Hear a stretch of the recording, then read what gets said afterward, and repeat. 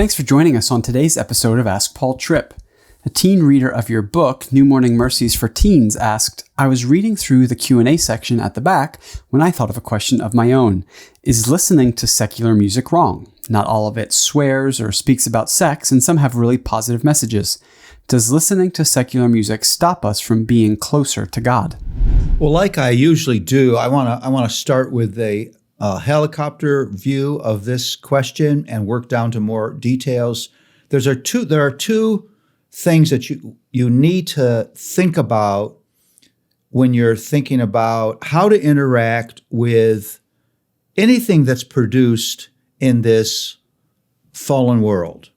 And the first thing is that it's important to realize that we live in the middle of a spiritual war.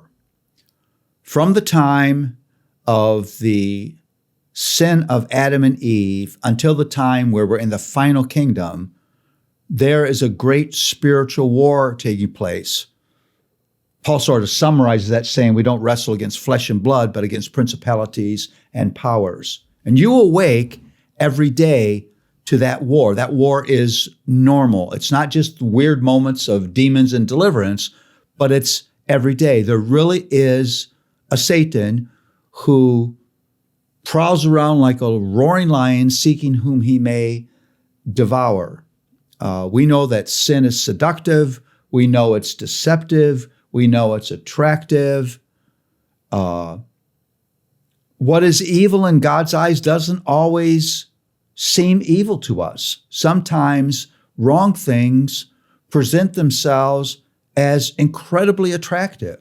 So as long as sin is inside of us, we're susceptible to being attracted to things that are evil and dark and way beyond God's loving and wise boundaries for us. That's the first thing.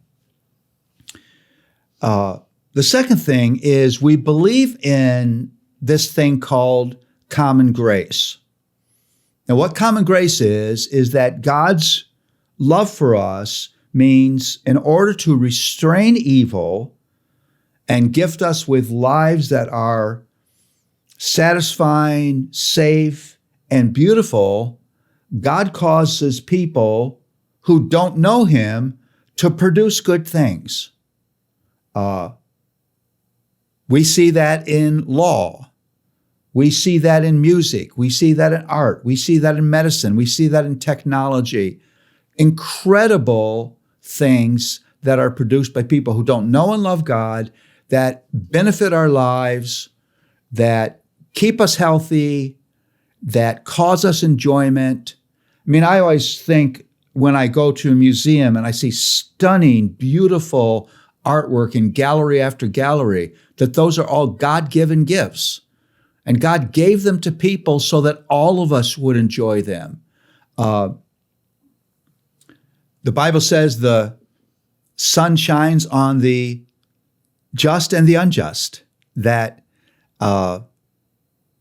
non-Christian gardeners can grow beautiful gardens for our enjoyment. So, yes, there's a spiritual war, but God allows things, causes things, good things to be produced by people who don't know and love and serve Him. So there is music that's not written by a Christian or written to be overtly Christian that is beautiful and uplifting. But one of the things I want to do in answering this question is I want to challenge that hardline spiritual secular dichotomy. Because the Bible teaches us that every human being is a worshiper. That means that everything is spiritual. The most unreligious, irreligious thing is actually spiritual because it is produced by a worshiper. In this way, everyone is deeply spiritual and religious, and everything has those undertones. So there's a theology in every song that's been written. There's identity, there's meaning and purpose, There's quest for satisfaction. There's a system of right and wrong. There's a structure of relationships. There's hope for today and for the future. All those things are in everything that everybody produces. So it's not just, is it secular or spiritual? Is it true? Because everything that's produced encourage worship of some kind, describe life in some way. And so the issue is not so much an absolute yes or an absolute no, but wisdom and discernment. What system of truth is this piece of art, music, promoting? What is it encouraging me to think? What does it encourage me to desire? What does it say about who human beings are? What does it say about the purpose of life? So I'm not just saying if it's not produced by a Christian, I'll never ever listen to it. If it's produced by a Christian, I will always listen to it. Listen, there are things produced by Christians that are not true, that don't encourage good things in you, that say things that are not true about God. So you can't divide the world into secular not safe and Christian safe. But you have to exercise discernment. Any piece of art that you encounter, we're talking about music here, you have to exercise discernment about what is it encouraging you to believe? What is it encouraging you to do? What does it say about the meaning of life? What does it say about human purpose? What does it say anything about God? What does it say about relationships? What does it say about how to make decisions? What does it say about government or whatever? And use discernment. I just think that's so important. So, is it wrong to listen to music that you would identify as secular? The answer is no.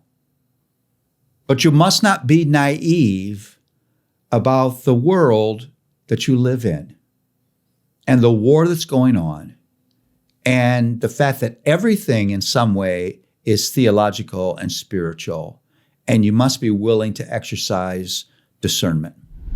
So that question asked, does listening to secular music stop us from being closer to God? So let's ask the inverse.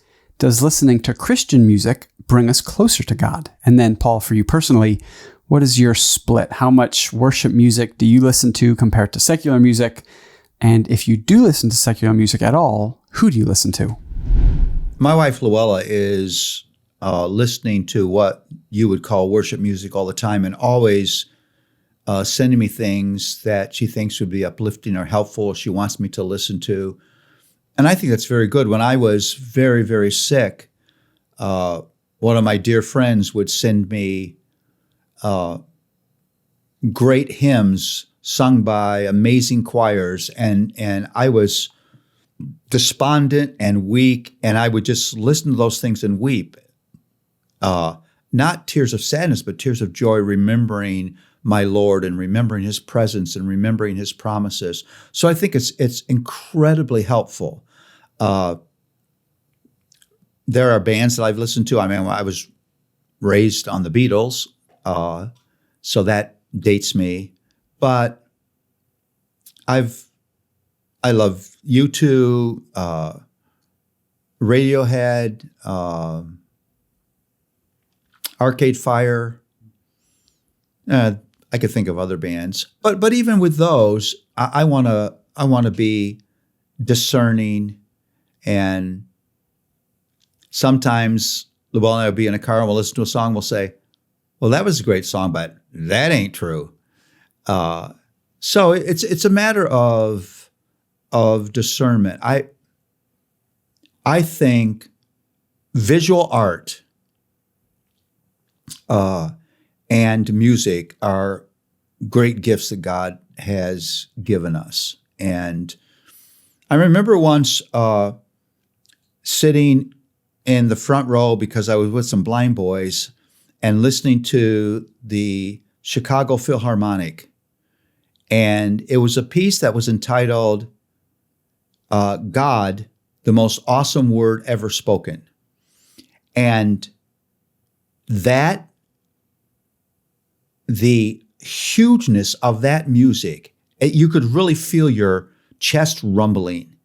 It was just mind-boggling. And there was something about how that music displayed God's splendor so you could physically feel it that was almost beyond words.